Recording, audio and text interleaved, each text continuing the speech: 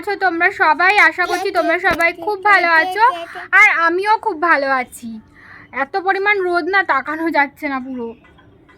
তো যাই হোক, সকালবেলা ঘুম থেকে ওঠার পর সমস্ত কাজবাজ আমার হয়ে গেছে, আর এখন এই যে ছাদে আসলাম কাককে খেতে দিতে। আর আজকে শ্যাম্পু করেছি, কারণ কি বলতো, আজকে আমার একটা বিয়েবাড়ির নিমন্ত্রণ আছে, তো সেখানে যাব সন্ধ্যাবেলায়। তো সেই কারণে সকাল সকাল দেখো শ্যাম্পু ট্যাম্পু দিয়ে স্নান দান করে নিয়েছি। আর আজকে না ঘুম থেকে উঠতে একটু দেরি হয়ে গেছে, ভেবেছিলাম একটু তাড়াতাড়ি উঠবো। ঘুম থেকে উঠেছি 7:30টার সময়, আর একটু আগে উঠলে ভালো হতো। তো সেই কারণে একটু দেরি হয়ে গেল। এখন 9:30 মতো বেজে গেছে। এখন ওই যাব নিচে, ছেলের খাবারটা বানিয়ে রেখে এসেছি, ওকে খাওয়াবো, তারপরে পুজোর ঘরে যাব। তো চলো তোমরা ভিডিওটা দেখতে থাকো, আশা করছি ভালো লাগবে। ওই দেখো কাকে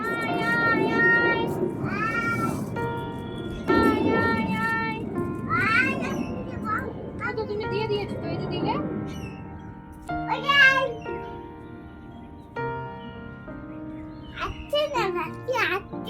পাখি আসছে না, আসবে, আমরা চলে যাই তারপরে আসবে।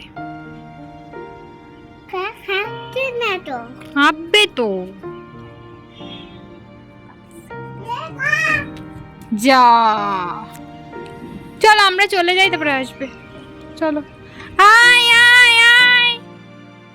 তো বন্ধুরা, এই যে দেখো ছাদে কাককে খেতে দিয়ে চলে এসেছি নিচে।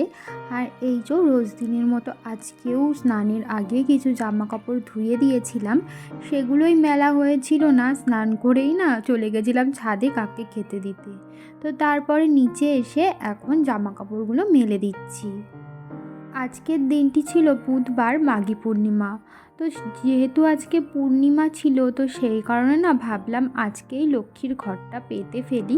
আর কালকে তো বৃহস্পতিবার, এমনিতেও তো কালকে পাততেই হতো, সেই কারণে ভাবলাম আজকে যেহেতু মাঘী পূর্ণিমা, তো আজকে একটি ভালো দিনও রয়েছে, তো আজকেই ঠাকুরের লক্ষ্মীর ঘরটা পেতে ফেলি।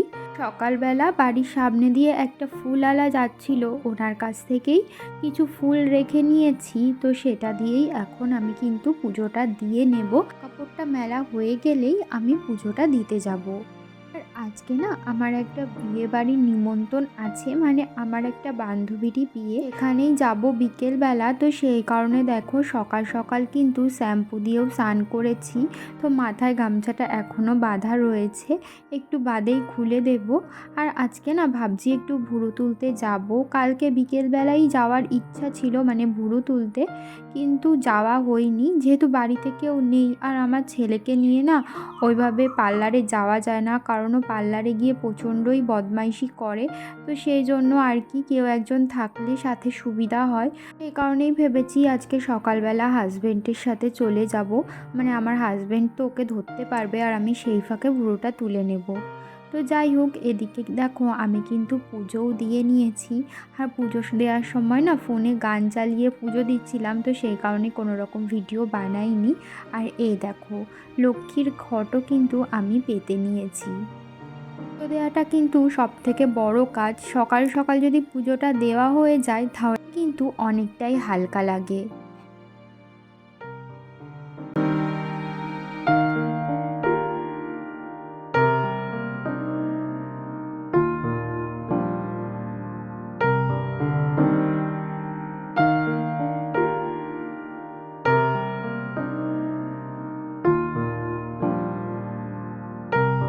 দেখো এখন একটু রেডি হয়ে নিয়েছি, যাব হচ্ছে গিয়ে একটুখানি পার্লারে একটু ভুরু তুলতে।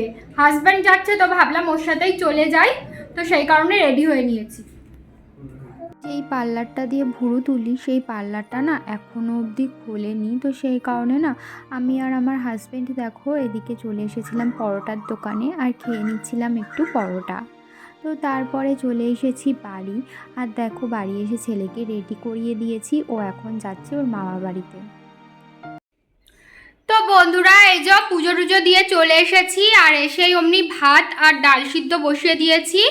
আর আজকে কিছু রান্না করব না, সেরকম করব শুধু ভাত আর ডাল আর ডিমের অমলেট করে নেব, তাহলেই আমাদের দুজনের খাওয়া হয়ে যাবে।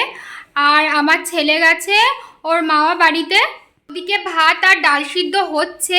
আর আমি দেখো এই যে আমার মাথা যন্ত্রণার ওষুধ নিয়ে বসে পড়েছি, 1 কাপ চা। এখন যদি এই চাটা না খায় না তো বিকালের দিকে অমনি মাথা যন্ত্রণা শুরু হয়ে যাবে। তো সেই কারণে এখন 1 কাপ চা বানিয়ে নিয়েছি খাবার জন্য। আর আমার ছেলে গেছে ওর মামা বাড়িতে। তোমাদের তো বলেছিলাম আজকে আমাদের একটা বিয়ে বাড়ির নিমন্ত্রণ আছে, তো আমরা তো সেখানে যাব, ওকে আর ওখানে নিয়ে যাব না। তো ওকে মা বাড়িতে রেখে দিয়েছি। আমার বাবার বাড়ির পাশেই, মানে আমার একটা বান্ধবীর বিয়ে, ওদের বাড়ি আমাদের বাবার বাড়ির পাশেই। তো বিয়ে বাড়ির থেকে যখন বাড়ি আসবো রাত্রেবেলা, তখন আমার ছেলেকে একেবারে ওখান থেকে নিয়ে তারপরে বাড়ি আসবো। বুড়ু না তুলতে পারিনি, কারণ বুড়ুর মানে পার্লারটা খুলে পারিনি। আমরা যখন গেছি মানে যাওয়ার সময় একবার ভাবছিলাম যে পার্লারটা কি খুলবে, মানে খুলছিল। আমরা যখন আসছিলাম তখন দেখছিলাম যে পার্লারটা খুলছিল, কিন্তু মানে যিনি বুড়ু তুলে তিনি আসেননি। তো সেই কারণে আর বুড়ুটা তুলতে পারিনি। তো দেখি পরে যদি একবার যেতে পারি তো বুড়ু তোলা হবে, আর নয়তো এরকম অবস্থায় বিয়েবাড়ি যেতে হবে। তো কিছু করার নেই। তো চলো রান্নাবান্নাটা তাড়াতাড়ি করে নিই। সকালবেলা সারা খাটে খেলনা ছড়িয়ে ছিটিয়ে রেখে গেছে, এখন আমি এগুলোকে পরিষ্কার করব। তো চাটা খেয়ে নিই, তারপরে এগুলো সমস্ত কিছু করতে হবে। রান্নার কৌটাটায় হলুদটা বাড়ন্ত হয়ে গেছিলো, তো সেই কারণে হলুদটা ঢেলে নিলাম। আর এদিকে দেখো বসিয়ে দিয়েছি ভাত, আর এই ছোটো হাঁড়িতেই বসাই, তার কারণ আমরা দুজন তো খাবো, তো সেই কারণে আর কি। আর এখানে বসিয়ে দিয়েছি ডাল সিদ্ধ। তো তারপরে চলে এসেছি ছেলের খেলনাগুলো গোছাতে। এই যে দেখতে পাচ্ছ ওর এতগুলো খেলনা, এর মধ্যে না অনেক ভাঙাচোরা খেলনা আছে যেগুলো আর কোনো কাজেই লাগবে না। তো সেগুলোই না আজকে আমি সমস্তটা বাদ দিয়ে দিচ্ছি, কারণ ওর সামনে এগুলো কোনো কিছুই বাদ দেওয়া যাবে না। ও কোনো খেলনাই বাদ দেবে না, ওর ভাঙাচোরা খেলনাও রেখে দেবে। তো আজকে যেহেতু বাড়ি নেই ও, এটাই সবথেকে বড় সুযোগ, সেই সুযোগটাই আমি কাজে লাগাচ্ছি। ওর ভালো যেই খেলনাগুলো আছে সেগুলো এই হলুদ ব্যাগটা দেখতে পাচ্ছ, এই ব্যাগটার মধ্যে ঢুকিয়ে রাখছি।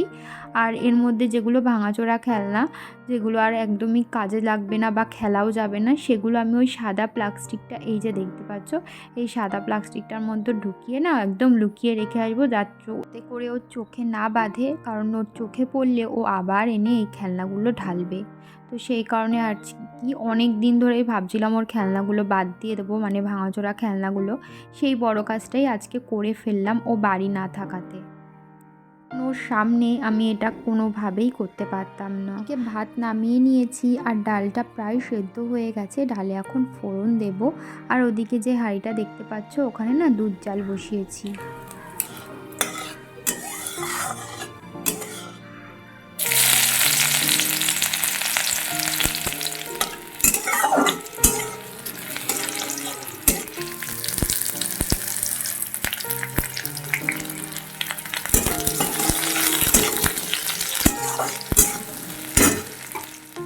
রান্নাবান্না হয়ে যাবার পর দুপুরের খাবার নিয়ে বসে পড়েছি। আজকে দুপুরে একদম সিম্পল মেনু, ডাল ভাত আর একটা ডিমের অমলেট। ডিমের অমলেটটা না খাওয়ার সময় গরম গরম ভেজে নিলাম, কারণ ডিমের অমলেট গরম গরম খেতেই বেশি ভালো লাগে।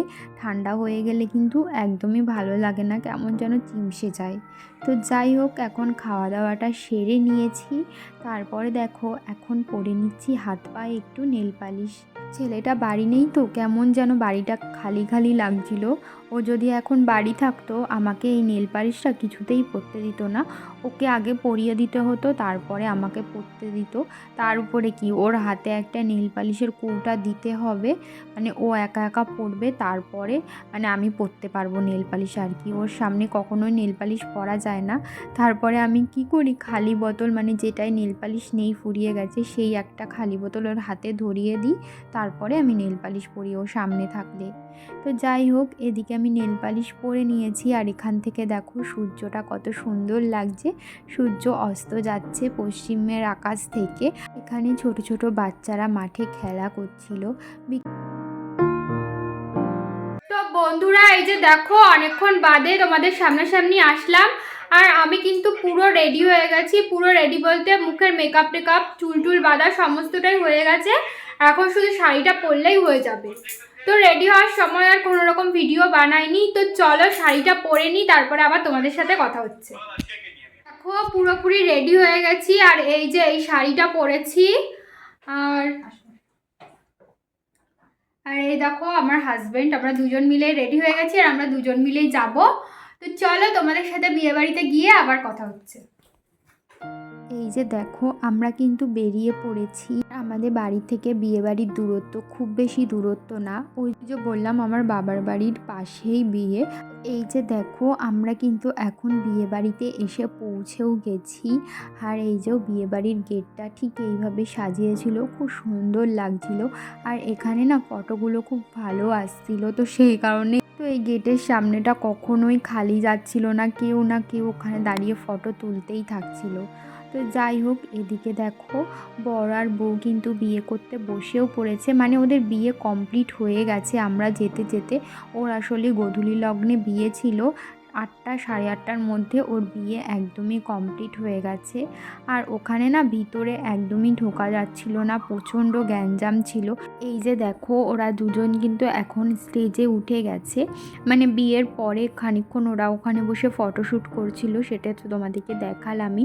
তারপরে দেখো এখন স্টেজে উঠে গেছে, স্টেজে উঠে এখন সবার সাথে ফটো তুলছিল আর অনেক ফটোশ্যুটও করছিল ওরা দুজন মিলে।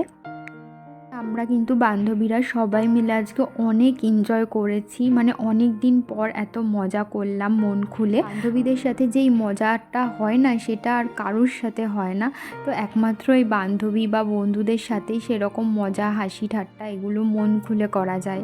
তো যাই হোক আমরা কিন্তু অনেক ফটো তুলেছি, তারপর অনেক মজা করেছি, তারপরে সব শেষে আমরা বসেছি খেতে। দেখো এরা সবাই কিন্তু আমার একদম ছোটোবেলা থেকে বন্ধু, একদম স্কুল লাইফ থেকে কলেজ লাইফ পর্যন্ত, সেই কারণে ওদের সাথে একটা আলাদা ইমোশান রয়েছে। তো যাই হোক, এদিকে দেখো প্রথমে দিয়ে দিয়েছিল নান, তো সেটাই খেয়ে নিচ্ছিলাম। আর এখানে কিন্তু মেনু কার্ডও রয়েছে, তোমাদের দেখিয়ে দিয়েছিলাম প্রথমে, আর সব খাবারের আর ভিডিও বানাইনি। এই যে এখন দিয়ে দিয়েছিল ফিশ ফ্রাই, আর অর্ধেকটা ভেঙে না আমার হাজব্যান্ডকে দিচ্ছিলাম, আমি পুরোটা খাবো না বলে।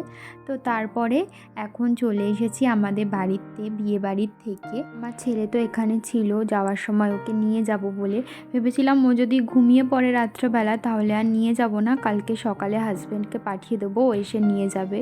কিন্তু ও না ঘুমায়নি, তো সেই কারণে রাত্রে যদি আবার কান্নাকাটি করে, তো সেই জন্যই যাওয়ার সময়ই একেবারে ওকে নিয়ে যাচ্ছি। আর অনেকটা রাত হয়ে গেছিলো বলে ওকে সোয়েটার টুপি সমস্তটাই পরিয়ে নিয়েছিলাম। এখন কিন্তু আমরা বাড়ির দিকে রওনাও দিয়ে দিয়েছি, আর বাড়ি ফিরতে ফিরতে প্রায় 11টার মতো বেজে গেছিলো আমাদের। বিয়েবাড়ির ব্যাপার বুঝতেই পারছো, যতই ভাবি তাড়াতাড়ি বাড়ি আসবো কিন্তু হয়ই না, তার মধ্যে অনেক দিন পর বান্ধবীরা একসাথে হয়েছিলাম কারণেই আর কি। তো বন্ধুরা এই সবেমাত্র বাড়ি আসলাম, আর এখনো ড্রেস ছাড়িনি, এখন ড্রেসটা ছাড়বো, ভাবলাম ব্লগটা শেষ করে নিই। তো তাহলে চলো বন্ধুরা, আজকের ভিডিওটা এই পর্যন্তই। তোমাদের সাথে আবারও দেখা হবে নতুন একটি ভিডিও নিয়ে। ততক্ষণের জন্য তোমরা ভালো থেকো, সুস্থ থেকো, সাবধানে থেকো, আর অবশ্যই কিন্তু আমার পাশে থেকো। তাহলে আজকের মতো এখানেই টাটা, শুভরাত্রি। টাটা।